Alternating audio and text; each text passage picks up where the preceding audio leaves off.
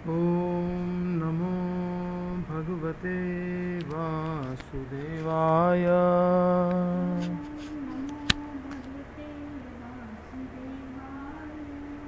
ॐ नमो भगवते वासुदेवाय।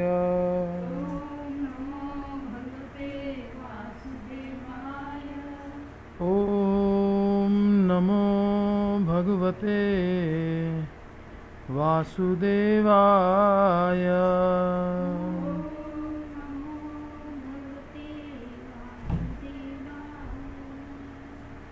नारायणं नमस्कृत्य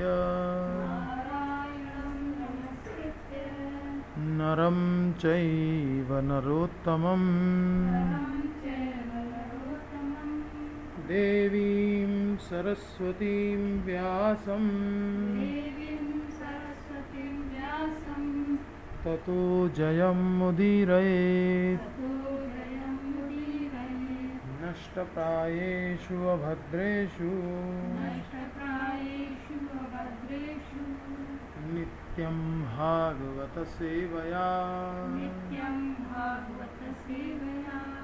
भगवती उत्तमश्लोके भक्तिर्भवती नैष्ठिकी। ॐ अज्ञानतिमिरान्धस्य ज्ञानाञ्जनशलाकया चक्षुरुन्मीलितं येन तस्मै श्रीगुरवे नमः।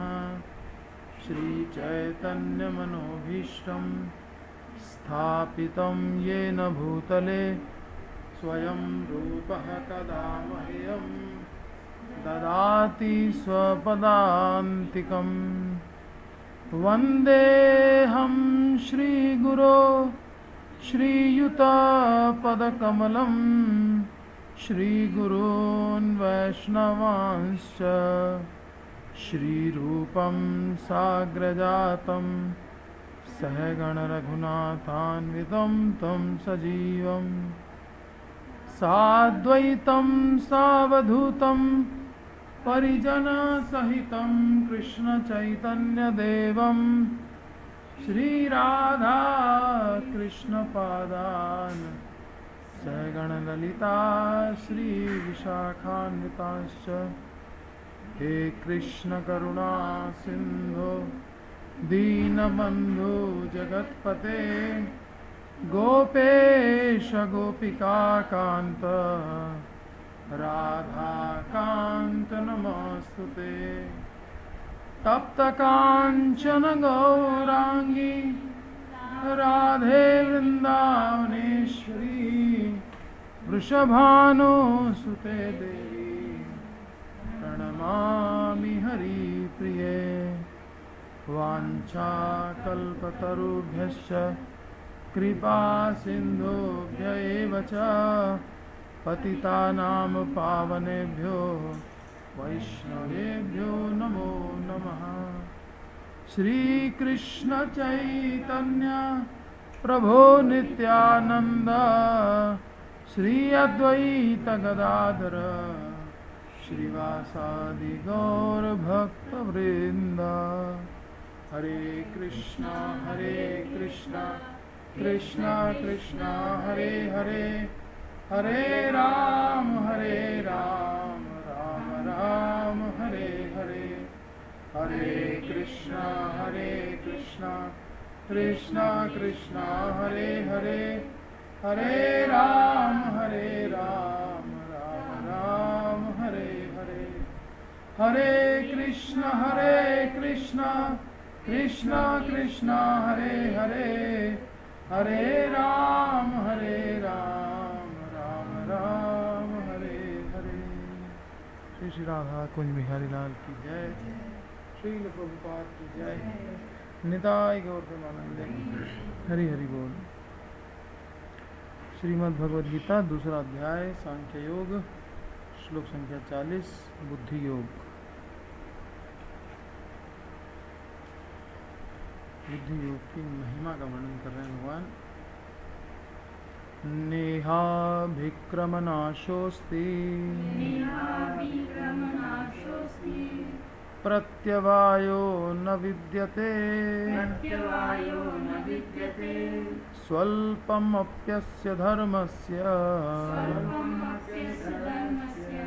त्रायते महतो भयात् नेहाभिक्रमनाशोऽस्ति प्रत्यवायो न विद्यते स्वल्पमप्यस्य धर्मस्य त्रायते महतो भयात् नेहाभिक्रमनाशोऽस्ति प्रत्यवायो न विद्यते स्वल्पमप्यस्य धर्मस्य त्रायते महतो भयात्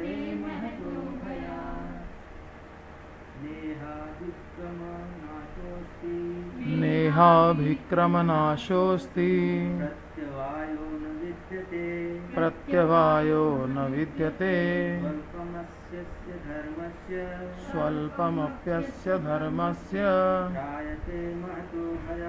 त्रायते महतो भयात्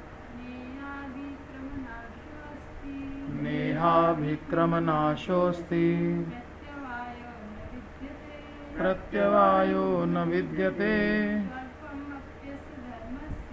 स्वल्पमप्यस्य धर्मस्य त्रायते महतो भयात् नेहाभिक्रमनाशोऽस्ति प्रत्यवायो न विद्यते स्वल्पमप्यस्य धर्मस्य त्रायते महतो भयात् नेहाभिक्रमनाशोऽस्ति प्रत्यवायो न विद्यते स्वल्पमप्यस्य धर्मस्य त्रायते महतो भयात् न नहीं इह इस बुद्धि योग में अभिक्रम आरंभ का नाशः विनाश अस्ति होता प्रत्यवायः ह्रास या दोष न नहीं विद्यते होता स्वल्पम थोड़ा अपि भी साधन अस्य इस धर्मस्य धर्म का त्रायते उद्धार कर देता है महतः महान भयात भय से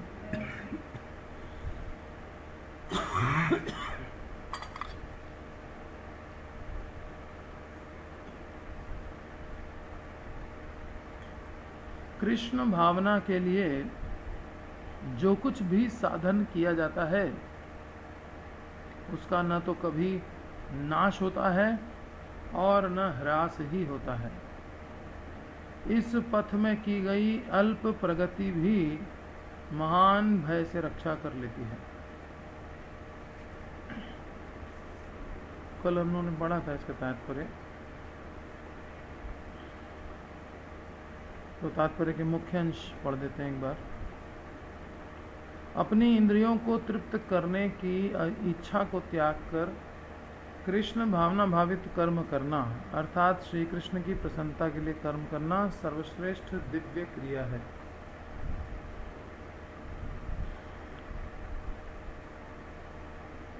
इस श्लोक में भगवान बुद्धि योग की महिमा का वर्णन कर रहे हैं। यहाँ पर बुद्धि योग का अर्थ सीधा सीधा भक्ति योग ही है। किस प्रकार से वो भी समझ लेंगे।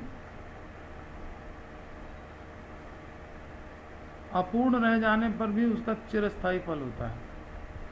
भौतिक क्रिया और कृष्ण भावना भावित कर्म, इन दोनों का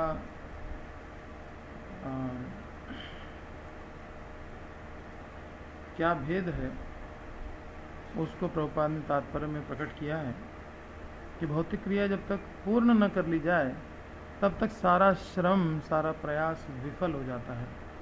और कृष्ण भावना भावित कर्म की विशेषता यह है कि अगर अभिक्रम भी कर दिया, अर्थात शुरुआत भी कर दी, तो भी प्रत्यवायो न विद्यते, न दोष होता है और न नाश होता है। न नाशो अस्ति न प्रत्यवायो विद्यते, प्रत्यवाय भी नहीं है अर्थात कोई दोष भी नहीं है, और नाश तो है ही नहीं। और किसी कारण से अपूर्ण रह गया तो भगवान कह रहे हैं स्वल्पम अपि अस्य धर्मस्य त्रायते महत्व, तो भी महान से महान भय से रक्षा हो जाएगी। त्रायते महत्व भयात, संसार कूप में पतन से रक्षा हो जाएगी। भौतिक प्रयास जब तक पूर्णतया सफल न हो जाए तब तक फल नहीं देता। अगर पूर्ण कर भी लिया तो भी, एक नारद जी का श्लोक भी कोट किया है प्रभुपाद ने, 1.5.17, त्यक्त्वा स्वधर्मं चरणाम्बुजं हरेः भजन न पक्वो तपते ततो यदि यत्र क्व वा भद्रमभूतमुष्य किं को वार्थ आप्तो अभजतां स्वधर्मतः। त्यक्त्वा स्वधर्मं चरणाम्बुजं हरेः, कि कोई व्यक्ति अपने स्वधर्म को छोड़ करके और भगवान के चरण कमलों में आ जाता है और कृष्ण भावना भावित कर्म करता है, और फिर वो कर्म न कर पाए, कृष्ण भावना को संपूर्ण न कर पाए, पतेत ततो यदि, तो भी उसकी क्या हानि। और इसके विपरीत भौतिक क्रियाओं को कोई पूर्ण भी कर ले तो उसको क्या लाभ, ये नारद जी का कहना है व्यासदेव से। तो प्राकृत कार्य एवं उनके फल देह के साथ समाप्त हो जाते हैं, परंतु कृष्ण भावना भावित कर्म कर्ता को देहांत के बाद फिर से कृष्ण भावना भावित बना देता है। इतना भारी अंतर है। भगवान ने तो यहाँ पर केवल भक्ति योग की महिमा बताई और प्रभुपाद ने तुलना कर दी भौतिक कर्म से और भक्ति योग से। तो बहुत बड़ा कंट्रास्ट है, इसको यहाँ पे समझना होगा। तो यह अभिक्रम नाश न अस्ति, इसके अभिक्रम का नाश नहीं होता। प्रत्यवाय न विद्यते, इसमें दोष भी नहीं होता। भौतिक कर्म बीच में छोड़ दीजिए तो बड़ा दोष लगता है।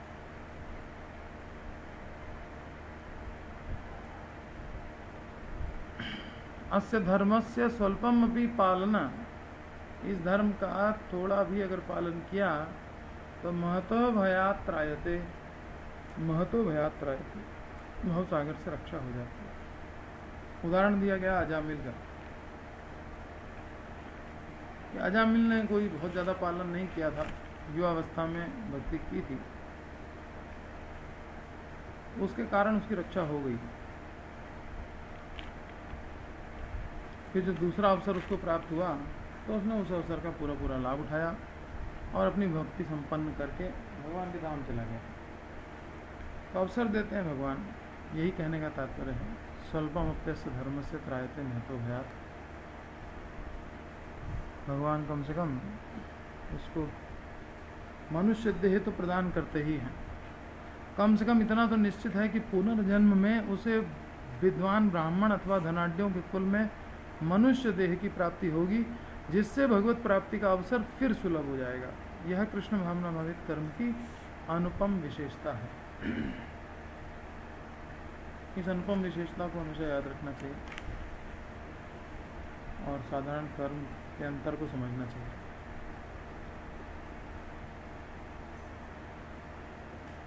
तो सर्वश्रेष्ठ दिव्य क्रिया क्या है? अपनी इंद्रिय तृप्ति को छोड़ करके भगवान कृष्ण की प्रसन्नता के लिए कार्य करना। और कृष्ण भावना में किए गए कार्य की विशेषता क्या है? अपूर्ण रह जाने पर भी चिरस्थायी फल। अधूरा रह गया लेकिन चिरस्थायी फल। और देहांत के बाद भी फिर से कृष्ण भावना भावित बना देता है। बाकी अन्य क्रिया कोई ऐसी नहीं है, केवल कृष्ण भावना में की गई क्रिया अर्थात प्रेम से की गई जो कृष्ण की सेवा है, वो सेवा हमको अगले जन्म में भी काम आ जाती है।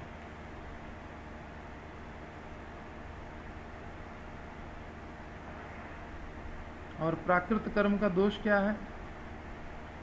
पूर्ण भी हो गया तो भी आत्मा को कोई लाभ नहीं, और अगर पूर्ण नहीं रहा तो फिर तो सारा प्रयास बेकार है। श्रम है वही केवलम, अपूर्ण रह गया तो सारा प्रयास गया, और पूर्ण भी हो गया तो भी आत्मा को कोई लाभ नहीं, और देह के समाप्त होने पर सब समाप्त। ये है प्राकृत कार्य का दोष। तो कल बताया गया था कि बुद्धि योग दो प्रकार से हम लोग समझ सकते हैं। पहला, श्रवण कीर्तन आदि रूप नवधा भक्ति, ये है बुद्धि योग। और दूसरा है, इसमें चित्त लग जाए तो समझिए कि वो भगवान की कृपा है बहुत बड़ी। भगवान ने बुद्धि दी है तभी व्यक्ति भगवान के नाम कीर्तन श्रवण स्मरण आदि में लग पाया। ये भगवान के द्वारा दिया गया ही बुद्धि योग है।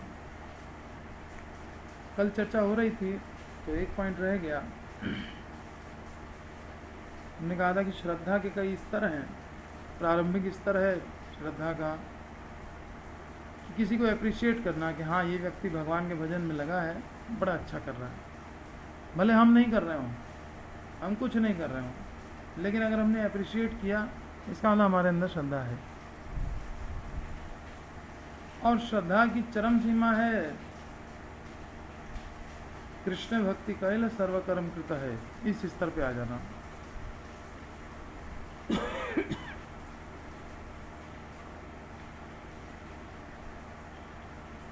जब इतना समझ लेता है तब व्यक्ति की भजन क्रिया पूर्ण मानी जाती है। समझिए, अब भजन क्रिया में पूर्णता आई क्योंकि उसको अब समझ में आ गया कि कृष्ण भक्ति कैल सर्वकर्म कृत है, तब भजन क्रिया पूर्ण हुई। अब उसके बाद क्या होता है? आदो श्रद्धा, फिर साधु संग, फिर भजन क्रिया, फिर अनर्थ निवृत्ति, निष्ठा, रुचि, आसक्ति, फिर भाव, फिर प्रेम। तो कृष्ण प्रेम तक जाना ये श्रद्धा की पराकाष्ठा वहाँ तक है। धीरे धीरे उन्नति होती है। प्रारंभ में तो श्रद्धा है तो साधु संग करता है क्योंकि उसको अच्छा लगता है। कोई व्यक्ति भक्ति करता है तो उसको अच्छा लगता है, इसीलिए वो भी साधु संग करने जाता है। तो ये श्रद्धा की ही 9 अवस्थाएं हैं। श्रद्धा, फिर साधु। साधु संग क्या है? वो भी श्रद्धा ही है, श्रद्धा का विकसित रूप है। प्रारंभिक श्रद्धा में कोई साधु संग नहीं करता, वो तो खाली अर्चा विग्रह की सेवा में ही आसक्त रहता है, कनिष्ठ अधिकारी। साधु संग करने लगता है, इसका मतलब कि श्रद्धा का विकास हो रहा है। और विकास होते होते यहाँ तक जब विकास हो जाता है कि कृष्ण भक्ति कैल सर्वकर्म है, तब उसकी भजन क्रिया पूर्ण हो जाती है और फिर वो प्रेम तक जा सकता है। तो एक तो जैसे श्रद्धा के कई स्तर हैं, उसी प्रकार से बुद्धि योग भी कई स्तर पर है। प्रारंभ में बुद्धि योग इसको माना जा सकता है कि भगवान ने निष्काम कर्म योग में लगा दिया, इसलिए इसको भी बुद्धि योग में कंसीडर किया जा रहा है, किया जा सकता है। इस श्लोक में नहीं किया गया परंतु किया जा सकता है, क्योंकि यही भक्ति तक पहुंचा रहा है। निष्काम कर्मयोग से चित्त की शुद्धि होती है। चित्त की शुद्धि होने के बाद दिव्य ज्ञान हृदय में टिकता है और दिव्य ज्ञान टिकने के पश्चात भक्ति योग में कोई लगता है। तो चूंकि ये काफ़ी दूर से भक्ति योग को देखना है निष्काम कर्म योग के माध्यम से, इसलिए उसको भी बुद्धि योग में कभी कभी कंसीडर किया जाता है।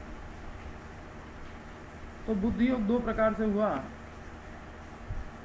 पहला तो श्रवण कीर्तन आदि रूप भक्ति, और दूसरा है निष्काम भगवत अर्पित कर्म योग। परंतु अब इन दोनों में से इस श्लोक में किसे कह रहे हैं भगवान, ये चीज सूक्ष्मता से समझ लेना आवश्यक है। भगवान ने कहा नेहा विक्रम नाशो अस्ति, इसके अभिक्रम का नाश नहीं होता। तो अब इन दोनों में से कौन सी चीज है? एक तो श्रवण कीर्तन आदि रूप भक्ति है, और दूसरा निष्काम कर्मयोग है, निष्काम भगवत अर्पित कर्मयोग। इन दोनों में से कौन सी ऐसी चीज है जिसका अभिक्रम भी हो जाए तो नाश नहीं होगा? क्या दोनों का नाश नहीं होगा? या भक्ति योग जो श्रवण कीर्तन आदि उसका नाश नहीं होगा, या निष्काम कर्म योग भी नाश नहीं होगा? तो हम जानते हैं कि जो ज्ञान होता है वो सतोगुण के स्तर पे होता है। जब कोई व्यक्ति सतोगुण में रहता है तभी ज्ञान को प्राप्त कर सकता है। और जो कर्म है वो रजोगुण के स्तर पे होता है।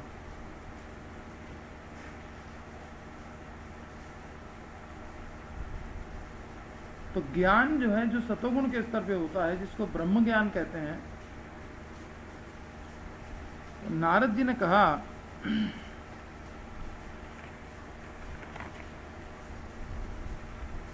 कि नैष्कर्म्यम अपि अच्युत भाव वर्जितम न शोभते ज्ञानमलम निरंजनम। ये जो ब्रह्म ज्ञान है वो भी अगर अच्युत भाव वर्जित हो, भगवान की भक्ति से रहित हो, तो न शोभते। तो फिर वो कर्म जो भगवत अर्पित ना हो तो वो कहां से शोभा पाएगा? वो भी शोभनीय नहीं है, अर्थात वो कर्म व्यर्थ है।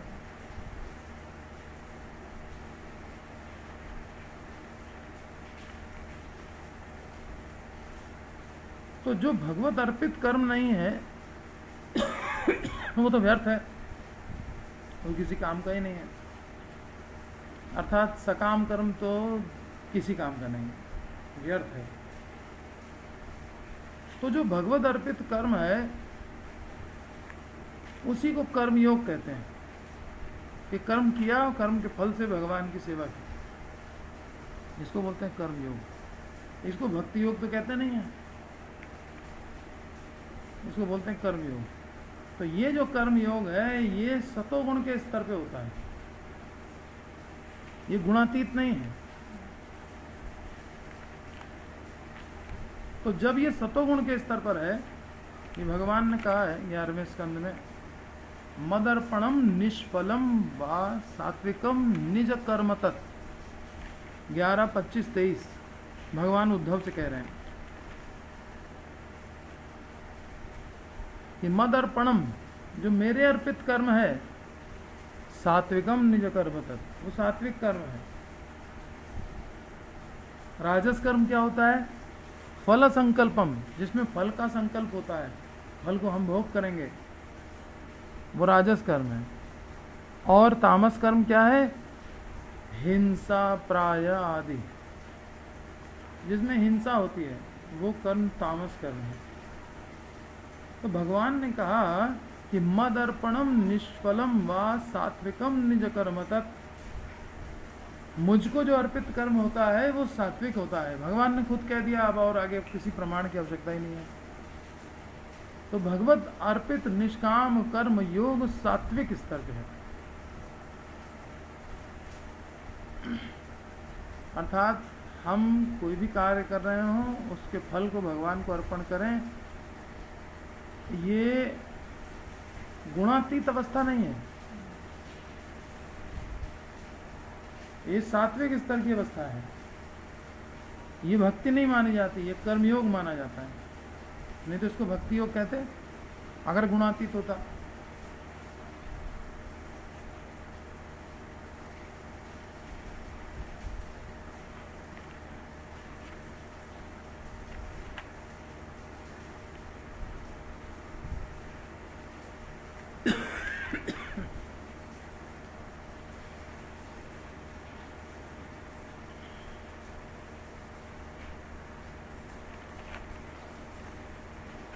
अब जो भगवान ने कहा कि इसके अभिक्रम का नाश नहीं होता, तो निष्काम भगवत अर्पित कर्म योग ये तो सात्विक स्तर पे है, ये तो प्रकृति के 3 गुणों के अंतर्गत है, और प्रकृति तो स्वयं भूतवा भूतवा प्रलीयते, तो सत्वगुणी कर्म का तो नाश हो जाएगा।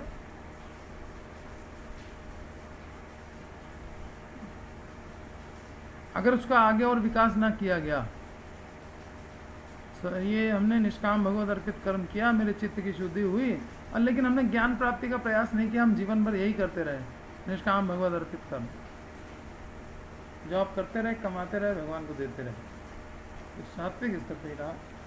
उसके बाद आपको थोड़ा सा टाइम निकाल करके और भगवत ये जो श्रीमद् भागवत है, गीता है, इसको समझने के लिए प्रयास करना चाहिए था, क्योंकि अब अगर चित्त की शुद्धि हुई है तो उसमें शुद्धि क्यों किया?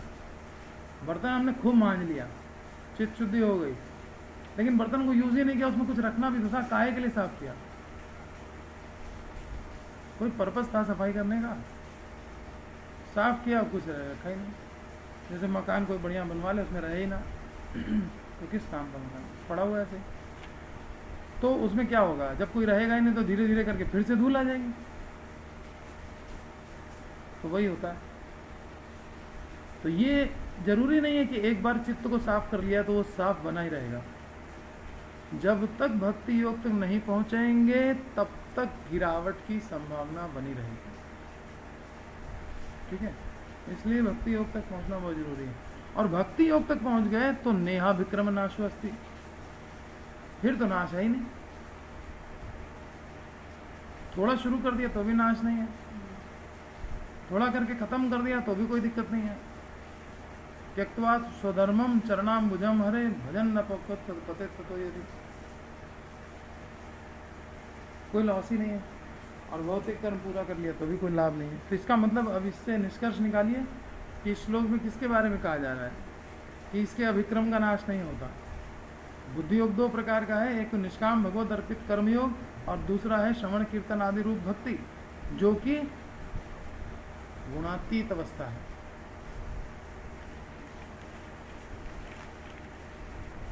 क्या निकला रिजल्ट?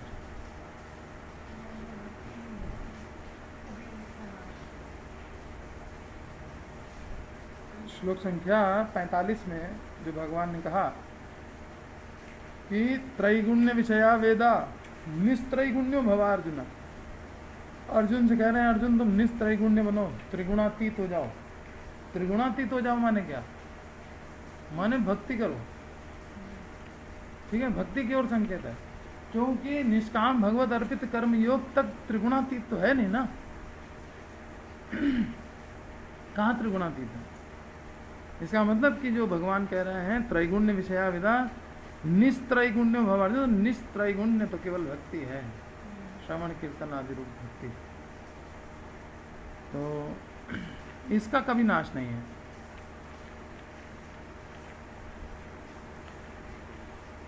तो ये बात क्लियर हुई। स्वल्पम अप्यस्य धर्म से त्रायते महतो भयात। बुद्धि योग कोई भी व्यक्ति आपको बता सकता है कि 2 प्रकार का होता है, निष्काम भगवत अर्पित कर्मयोग प्लस दूसरा श्रवण कीर्तन आदि रूप नवधा भक्ति। ये दोनों में से इसमें किसकी बात हो रही है? गुणातीत अवस्था की जो भक्ति है, क्योंकि कह रहे नाश नहीं होगा, तो नाश नहीं होगा इसका मतलब गुणातीत है, इसलिए नाश नहीं होगा। गुणों के अंतर्गत होता तो निश्चित नाश होता, क्योंकि दैवी ऐसा गुणमयी मम माया दुरतया, हम मायाधीन हैं, अनादिकाल से मायाधीन हैं, परंतु अनादिकाल तक मायाधीन रहेंगे ये गारंटी नहीं है। भगवान मायाधीश थे, मायाधीश हैं और मायाधीश रहेंगे। हम मायाधीश थे, मायाधीन थे, मायाधीन हैं, लेकिन मायाधीन रहेंगे ये कोई जरूरी नहीं है। तो माया सदा रहेगी ये कोई जरूरी थोड़े है। माया तो समाप्त भी हो सकती। तो इसलिए माया के अंतर्गत मम माया दैवी ऐसा गुणमयी है, गुणमयी है ना, तो अर्थात सतोगुण रजोगुण तमोगुणमयी है। तो ये दुरत्याया जरूर है, लेकिन मामे वही प्रपद्यन्ते माया में ताम तरंती थे, ऐसा भी हो जाता है। इसलिए माया समाप्त की जा सकती है, अर्थात सतोगुण में भी जो है, जो अवस्था है, उसको भी, उसकी भी समाप्ति की संभावना रहती है। इसलिए ये जो निष्काम भगवत अर्पित कर्म योग है, ये भी समाप्त हो सकता है, क्योंकि ये सतोगुण में है, गुणातीत नहीं। बात स्पष्ट हो जानी चाहिए, नहीं तो आगे कुछ समझ में आएगा नहीं। क्योंकि आगे सब समझने के लिए ये चीज़ दिमाग में बैठी रहनी चाहिए, क्योंकि ये मान के चलेंगे भगवान कि हाँ इतना समझ गया, तब आगे की बात समझा रहे हैं।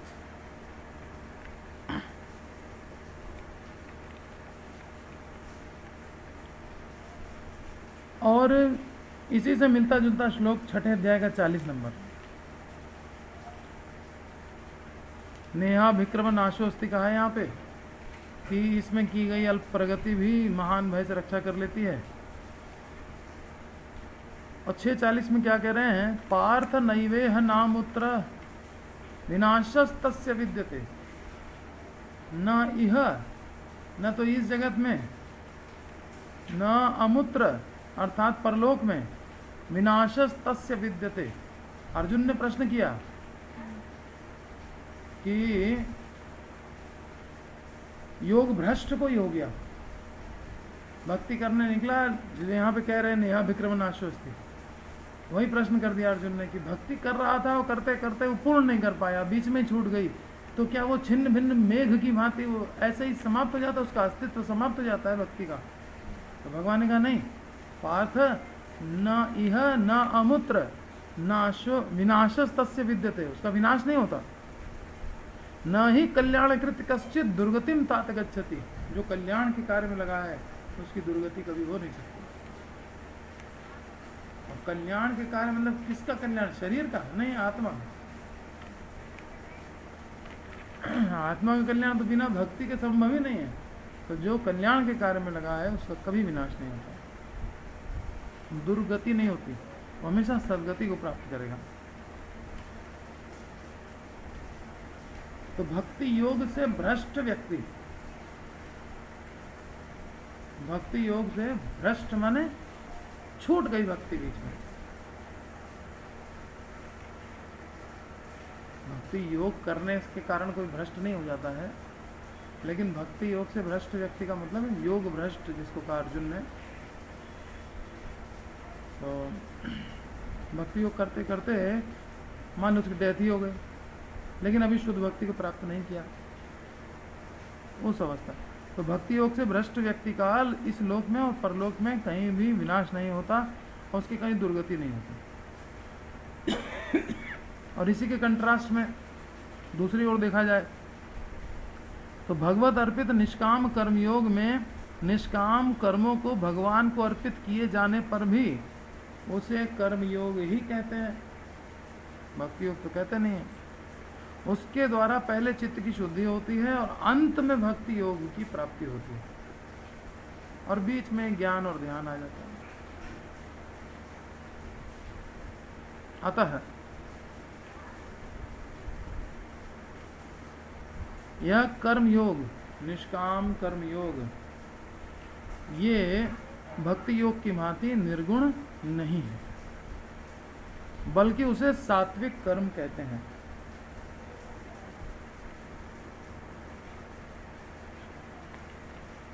और बताया था कि कर्म का अगर अनुष्ठान पूर्ण न हो पाए तो रिजल्ट क्या आता है? मेहनत बेकार जाती है। तो वैसे ही इस निष्काम भगवत अर्पित कर्मयोग में भी संभव है। कर्म का उपयुक्त अनुष्ठान न हो पाए तो नाश भी हो सकता है उस कर्म का, और दोष भी लग सकता है।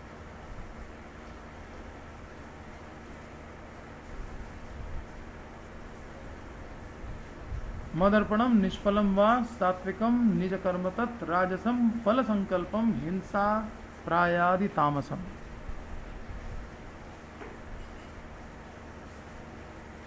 तो जहां पर भक्ति योग रुद्ध हो जाता है, किसी कारणवश भक्ति योग रुद्ध हो गया, मृत्यु के कारण रुद्ध हो गया या स्वास्थ्य के कारण रुद्ध हो गया, अगले जन्म में साधक पुनः वहीं से प्रारंभ करता है। भरत महाराज जहाँ भक्ति योग रुका, हिरण के शरीर में थे तो भी साधु संघ की प्राप्ति हुई। फिर महाभागवत हो गए, गढ़ भरत, पूर्ण भक्ति करके धाम चले गए। तो जहाँ भक्ति योग छूटता है वहीं से प्रारंभ होता है भक्ति योग। अब ये व्यवस्था कौन करता है कि जहाँ छूटा है वहीं से होगा? भक्ति योग के अधिष्ठाता कौन है? भगवान श्री कृष्ण, भक्ति योग के अधिष्ठाता भगवान श्री कृष्ण स्वयं इसकी व्यवस्था करते हैं। यहाँ तो भक्ति देवी स्वयं इसकी व्यवस्था करते हैं, ठीक है। वो देखा करते हैं यहाँ मेरा आश्रय लिया इसने, तो आत्मा जहाँ जा रहा है वहाँ पर उसकी व्यवस्था कर दी जाती है, ठीक है। भगवान भक्ति देवी दोनों मिल करके इसकी व्यवस्था कर देते हैं।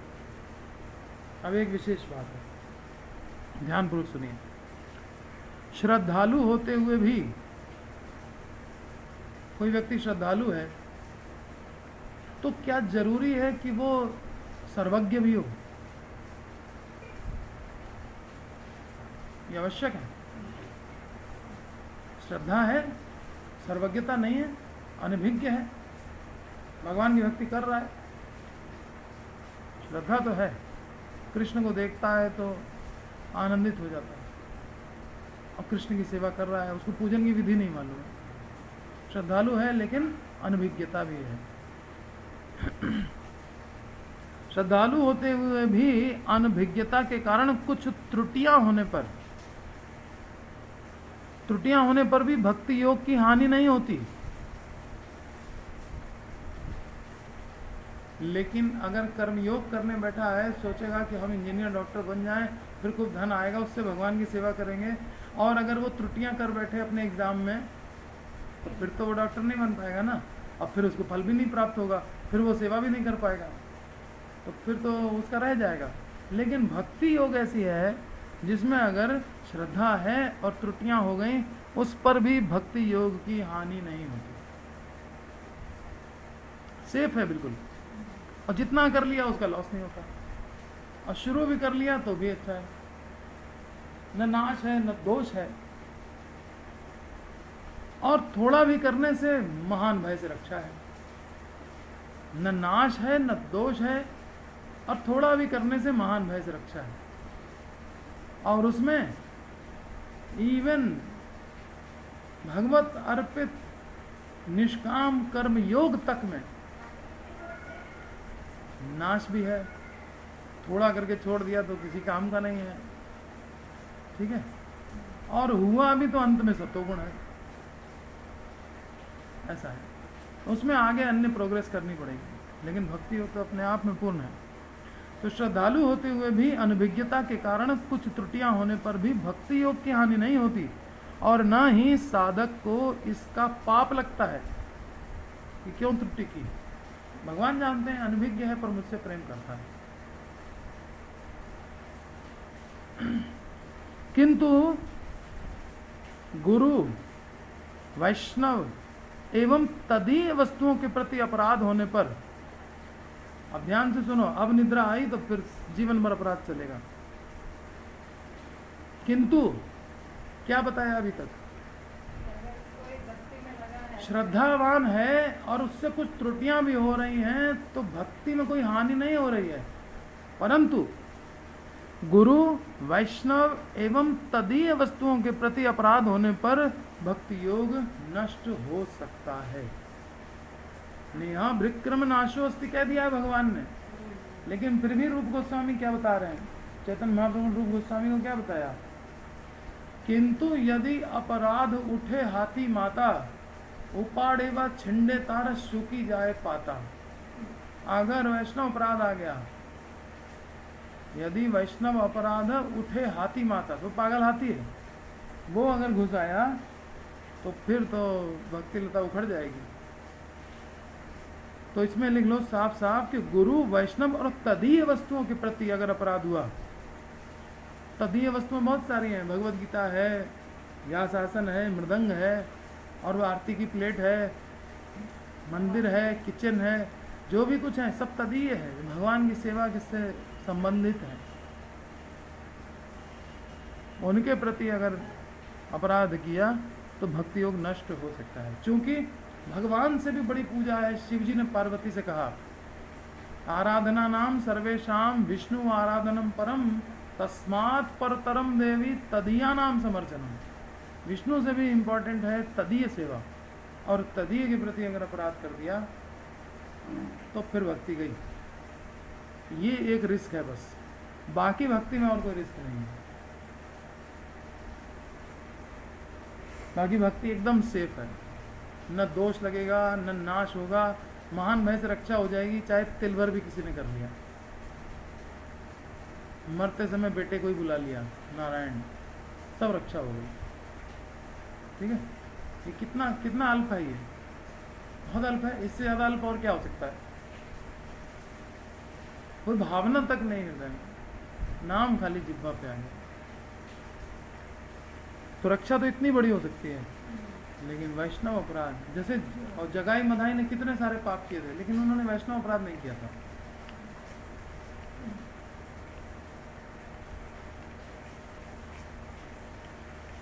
वैष्णव को कभी संग ही नहीं किया था, वैष्णव की कभी चर्चा ही नहीं की थी, तो वैष्णव अपराध क्या करेंगे? कुछ किया ही नहीं था। और अंत में जिसके प्रति हो भी गया तो वो सामने बैठा था, उसने क्षमा कर दिया। और महाप्रभु से इस प्रकार की बात कह दी कि भगवान, इसको अगर आप मुझसे प्रेम करते हैं तो हमको इनके दोनों के जीवित शरीर चाहिए। ऐसे करके उन्होंने रक्षा कर ली सामने सामने भगवान।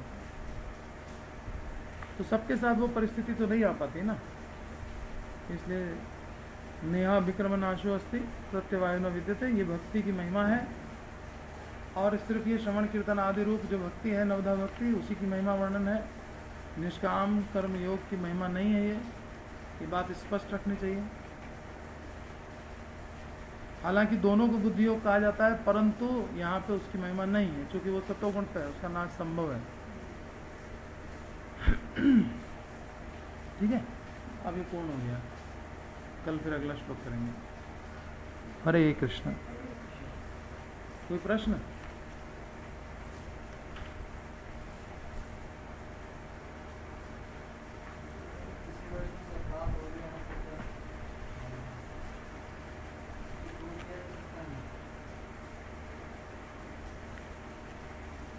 दूर क्यों नहीं किया जा सकता है?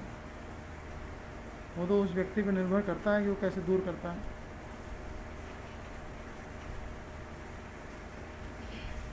कोई दूसरा उसको दूर नहीं कर सकता है,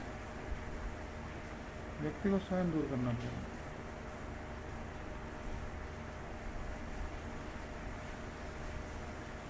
महाप्रभु ने भी दूर नहीं किया। जब जगाई मधाई ने अपराध किया था तो मधाई से भगवान ने कहा कि तुमने नित्यानंद के प्रति अपराध किया है, मैं क्षमा नहीं कर सकता हूँ। भगवान तक ने जो है उसको क्षमा नहीं किया। फिर उसी वैष्णव के पास जाकर के उसको क्षमा याचना करनी पड़ी। तो नित्यानंद प्रभु से महाप्रभु ने कहा कि अगर तुमने सच में इसको क्षमा कर दिया है तो इसको गले लगाओ। तो नित्यानंद प्रभु ने तो कहा कि हमारे जीवन में जितने भी पुण्य हैं वो सब हम इसको प्रदान कर गले लगा दिया। तब महाप्रभु ने भी उनको प्रेम प्रदान कर दिया। तो यही होता है, दूसरे किसी के प्रयास से कुछ नहीं होगा, उस व्यक्ति को ही प्रयास करना होता है।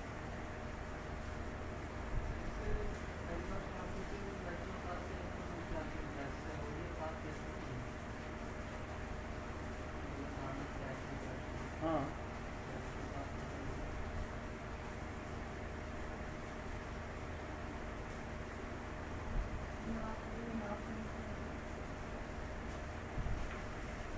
हाँ, तो वो वैष्णव सामने थे ही ना, तो उन्होंने उसका कल्याण कर दिया।